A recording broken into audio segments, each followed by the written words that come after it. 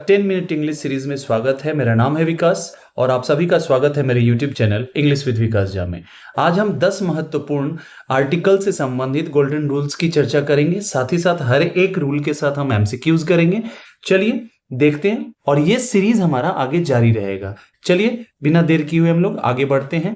First rule on your screen is use a or an means indefinite article with singular countable nouns when introduced for the first time। अगर किसी वाक्य में किसी भी singular countable noun का पहली दफा प्रयोग हुआ हो तो उसके पहले हम इंडिफिनिट आर्टिकल ए या एन का प्रयोग करते हैं। क्लियर है? अगर हम सेंटेंसेस को देखें नीचे कहता है सी बॉट डैश एप्पल। एप्पल खरीदा, एप्पल की पहली बार चर्चा हो रही है और ये सिंगुलर काउंटेबल नाउन है। ठीक है ना? इस कारण से हमें क्या लगाना है? Indefinite article. और हमें पता है ना कि यदि हमारा कोई सिंगुलर काउंटेबल नाउन जिसका इनिशियल साउंड वॉवेल है तो उसके पहले हम एन का प्रयोग करते हैं और कॉन्सोनेंट है तो ए का प्रयोग करते हैं। अर्थात आपका जो ऑप्शन सही होगा वो होगा बी। क्वेश्चन नंबर 2 की ओर चलते हैं। कहता है he saw dash bird. Bird देखेंगे ये सिंगुलर काउंटेबल नाउन है और इस सेंटेंस में इसकी पहली बार चर्चा हो रही है तो हम इसके पीछे में इंडिफिनिट आर्टिकल लगाएंगे। इंडिफिनिट आर्टिकल में क्यों आएगा हमारा ए? बिकॉज इसका जो इनिशियल साउंड है ब साउंड है और ब क्या है? एक कॉन्सोनेंट साउंड है, इसलिए आपको ऑप्शन नंबर ए को चुनना चाहिए। क्लियर है? अब हम थर्ड क्वेश्चन को देखते हैं। We heard blank roaring lion. हमने सुना, किसे सुना? एक रोरिंग लायन को, एक दहाड़ते हुए शेर को सुना।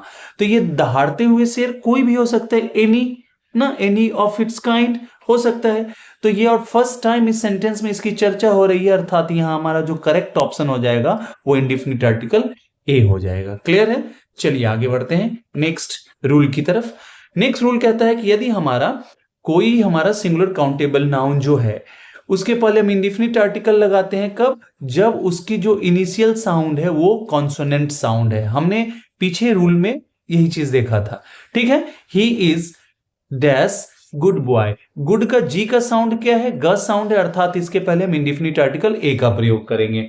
सिमिलरली अगर हम दूसरे क्वेश्चन को देखें, यहां पे भी देखने को मिल रहा है क्या? डॉग है, डॉग सिंगुलर काउंटेबल नाउन है और डॉग का क्या साउंड है?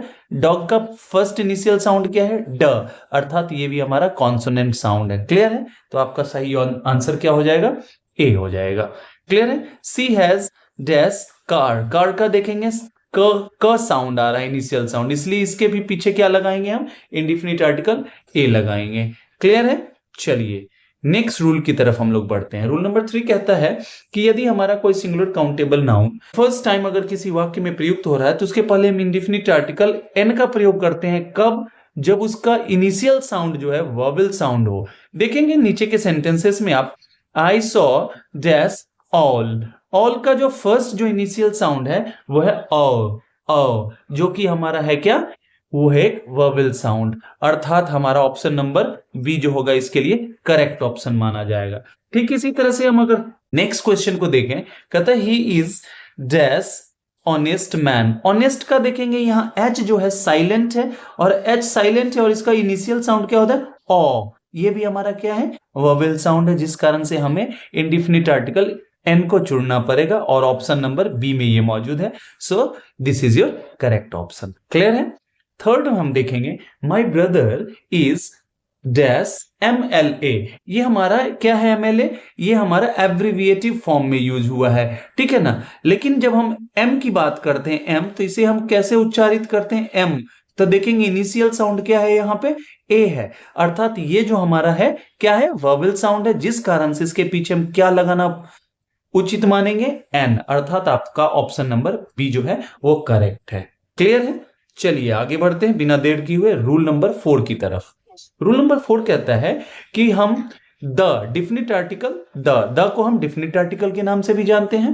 कहता है इसका प्रयोग हम करते हैं जब कोई भी चीज अपने आप में स्पेसिफिक हो। स्पेसिफिक मतलब जिस चीज की चर्चा हो रही है हर एक व्यक्ति उससे अवेयर है, मींस वो हर किसी के नॉलेज में है, अपने आप में वो यूनिक हो सकता है, अपने आप में उसकी स्टैंडिंग जो है स्पेसिफिक हो सकती है, पर्टिकुलर हो सकती है, या फिर वो पहली दफा नहीं बल्कि पहले भी उसकी चर्चा हो चुकी है, इस चीज की जानकारी देता है। तो इस संदर्भ में हम उस तरह के नाउन, चाहे वो सिंगुलर काउंटेबल हो, अनकाउंटेबल हो या हमारा प्लूरल काउंटेबल हो, किसी भी तरह के काउंटेबल हो, अनकाउंटेबल हो, सिंगुलर प्लूरल, उन सब के पहले हम द का प्रयोग करेंगे। देखते हैं यहां सेंटेंस अगर फर्स्ट देखेंगे, आई सॉ ए डॉग, और इसी सेंटेंस के कंटिन्यूएशन में क्या है, dash dog was barking, the dog was barking. The क्यों लगाएंगे यहां पे, क्योंकि ऑलरेडी एक बार मेंशन कर दिया गया है डॉग, और आपको पता है कि जिस डॉग को देखा है आपने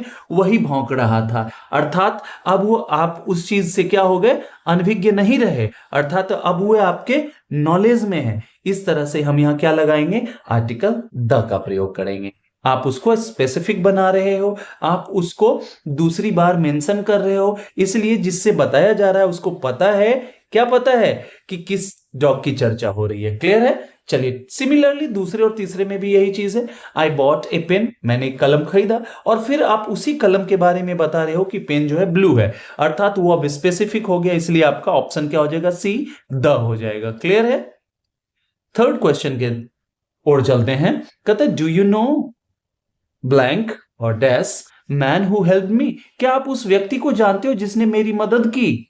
अब बात कर रहे हो किसी एक ऐसे आदमी की जिसने मदद की, तो कोई वो मदद करने वाला आदमी जो स्पेसिफिक हो गया ना, इसलिए हम यहां पे किस आर्टिकल का चुनाव करेंगे, द का, और वो है आपके ऑप्शन नंबर सी में। क्लियर है। आई होप कि सारे रूल्स आपको क्लियरली समझ में आ रहे होंगे। अब चलते हैं next, rule number 5। Rule number 5 कहता है कि हम द का प्रयोग करते हैं किसी भी रिवर के नाम के पहले, किसी भी सी के नाम के पहले, या फिर किसी ओशन के नाम के पहले, क्योंकि ये अपने आप में स्पेसिफिक होते हैं, इनके जैसा दूसरा नहीं है। खास करके जब किसी भी हम बात करते हैं ऐसे चीजों की जो अपने आप में एक नायाब हो, यूनिक हो, उसकी अलग स्टैंडिंग हो, इस संदर्भ में हम क्या करते हैं, उनके पीछे डिफिनिट आर्टिकल द का प्रयोग करते हैं। क्लियर है। जैसे हम बात करते हैं dash Ganga is a Holi river, Ganga अपने आप में क्या है, एक स्पेसिफिक है, ठीक है ना, दूसरी नदी जो है इसकी कैटेगरी की नहीं है, इसके जैसी लंबी नहीं है, या कुछ ना कुछ है इसके पास जो इसे दूसरों से भिन्न बनाता है। इस संदर्भ में हम उसके पीछे हम द का प्रयोग करते हैं। क्लियर है। तो आपका आंसर क्या हो जाएगा, option number C. Similarly second में भी देखेंगे, पैसिफिक ओशन, अर्थात प्रशांत महासागर की आप बात कर रहे हैं, कहता है ये बहुत वास्ट है, बहुत विशाल है, अर्थात दुनिया में सबसे बड़ा क्या है, पैसिफिक ओशन ही है, ठीक है ना, आपको पता होगा ये, और सबसे गहरा भी है। चलिए तो यहां पे भी क्या हो जाएगा, आपका ऑप्शन नंबर सी जो होगा वो करेक्ट आंसर हो जाएगा। थर्ड क्वेश्चन में देखते हैं, दे sailed across the Caribbean sea, ये किसी खास सी का नाम है, और रूल क्या कहता है कि किसी भी खास रिवर, सी या फिर ओशन के नाम के पहले हम किसका प्रयोग करते हैं, आर्टिकल द का प्रयोग करते हैं। क्लियर है। चलिए नेक्स्ट रूल नंबर 6 कहता है आपका, use the before names of deserts and mountain ranges. जब कभी भी हम किसी मरुस्थल की बात करते हैं या फिर किसी पर्वत श्रृंखला की बात करते हैं, याद रहे आपको कि पर्वत और पर्वत श्रृंखला में क्या अंतर है। पर्वत हम बोलते हैं एक चोटी को, और अगर इसके समूह की चर्चा करें और पूरे समूह का एक नाम रख दिया जाए, इसको बोलते हैं ना माउंटेन रेंज। क्लियर है। पर्वत श्रृंखला, तो एक पर्वत के नाम के पहले द नहीं लगता है, लेकिन अगर इस पूरे समूह की चर्चा की जाए एक साथ, उसका एक नाम रख दिया जाए, उसके पीछे हम क्या लगाएंगे, आर्टिकल द लगाएंगे। देखेंगे पहला हमारा dash, Sahara is the largest desert. अब देखिएगा सहारा जो है ना, ये दुनिया का सबसे बड़ा क्या है, मरुस्थल है, तो ये अपने आप में क्या है, स्पेसिफिक है, द लगेगा। हम आगे और इस सीरीज में जब हम आगे और रूल्स की चर्चा करेंगे तो हम बताएंगे कि लार्जेस्ट के साथ क्यों हमने द का प्रयोग किया है। क्लियर है। चलिए आगे बढ़ते हैं। नेक्स्ट कहता है, the Himalayas are high, the Himalayas are high. Himalayas यहां किस चीज के लिए प्रयुक्त हुआ है, पूरे पर्वत श्रृंखला के लिए, मतलब एक पर्वत की बात नहीं कर रहा है, इसमें जिन अनेक जो है, जैसे काराकोरम हो गया, कंचनजंगा हो गया, माउंट एवरेस्ट हो गया, इस तरह के जो भी अलग अलग पार्टिकुलर है ना, उनको एक समूह में ये व्यक्त कर रहा है। इस स्थिति में क्या होता है कि अपने साथ डिफिनिट आर्टिकल द लेता है। क्लियर है। चलिए रूल नंबर 7। रूल नंबर 7 कहता है, use the before names of newspapers. हम कभी भी किसी भी न्यूज़पेपर्स की बात करते हैं इंग्लिश में, तो उसके पहले हम क्या लगाते हैं, द लगाते हैं, क्योंकि वह न्यूज़पेपर अपने आप में स्पेसिफिक है। क्लियर है। जैसे देखेंगे, I read dash times of India, मैं टाइम्स ऑफ इंडिया पढ़ता हूं। It means times of India किसी पर्टिकुलर क्या है, न्यूज़पेपर का नाम है, इसलिए हमको क्या लगाना है यहाँ पे, आर्टिकल द का प्रयोग करना है। क्लियर है। दूसरे क्वेश्चन में देखते हैं, C subscribes to the Hindu. The Hindu क्या है, ये भी एक बहुत ही महत्वपूर्ण अंग्रेजी समाचार पत्र है। समझ में आई बात। तो ये क्या हो गया, वह सब्सक्राइब करती है, मतलब वो सब्सक्रिप्शन है उसके पास द हिंदू न्यूज़पेपर का। क्लियर है। तो इसलिए क्या हो जाएगा, आर्टिकल द लग जाएगा, जो कि आपके ऑप्शन नंबर सी में है। थर्ड देखते हैं, the times of India is a reputed newspaper. अब यहाँ द टाइम्स ऑफ इंडिया के बारे में फिर बताया गया कि एक बहुत ही प्रसिद्ध, ठीक है ना, प्रतिष्ठित समाचार पत्र है। तो यहाँ पे इसके पीछे हम क्या लगाएंगे, द का प्रयोग करेंगे।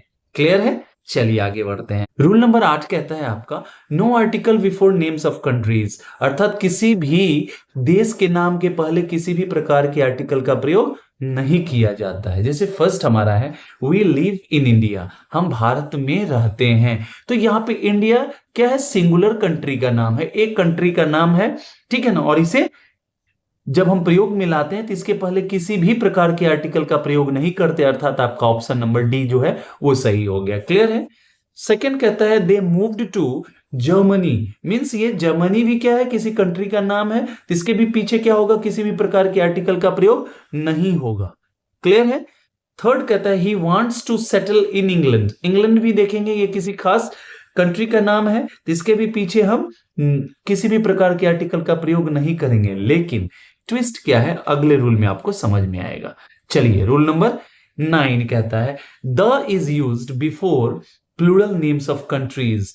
क्या मतलब हुआ है इसका सर, इसका सिंपल मतलब हुआ कि यदि कोई हमारा जो देश है, अगर उसका नाम प्लूरल है, जैसे हम बोलते हैं, या इसको और भी सिंपल लैंग्वेज में बोले, किसी भी देश के नाम के पहले अगर यूनाइटेड लगा हो, याद रखेंगे, किंगडम लगा हो, तो उसके साथ क्या करेंगे, द का प्रयोग करेंगे। जैसे हम बात करते हैं दी यूनाइटेड स्टेट्स ऑफ अमेरिका। अब देखिएगा यहां स्टेट्स प्लूरल नेम हो गया ना, ये नेम प्लूरल है, द लगेगा, लेकिन ये सिंगुलर ही माना जाएगा क्योंकि वो किसी एक कंट्री को ही रेफर कर रहा है जिसमें यूनियन है, बहुत सारे स्टेट्स हैं, और उन स्टेट्स को आपने क्या किया, एक साथ रखा। अगर आपको पता हो तो यूनाइटेड स्टेट्स में क्या है कि हर एक स्टेट के कुछ अलग अलग नियम है, हो सकता है यहां इस स्टेट में जो है वो दूसरे स्टेट में लागू नहीं होता है। क्लियर है, ये भी ध्यान रखना है आपको। ठीक है। अब कहता है दूसरा, the Netherlands is small, Netherlands बोलते हैं हम, नीदरलैंड नहीं बोलते हैं। ये क्या है, एक छोटा सा कंट्री है। देखिए प्लूरल नेम है ना, इसके पहले द लगा दिया हमने। द यूनाइटेड अरब एमिरेट्स, जिसको आप यूएई बोलते हो, इसके भी पीछे हम द लगाएंगे। अब इंग्लैंड की हमने चर्चा की थी, अगर इंग्लैंड को आपको ये दिखाना हो, अगर आपको इंग्लैंड को ये दिखाना हो एक किंगडम के तौर पे, तो हम क्या बोलते हैं उसे, यूनाइटेड किंगडम। कमेंट कीजिए कि यूनाइटेड किंगडम और इंग्लैंड में क्या डिफरेंस है, या और फिर क्या कहते हैं ग्रेट ब्रिटेन, इन तीनों में क्या डिफरेंस है।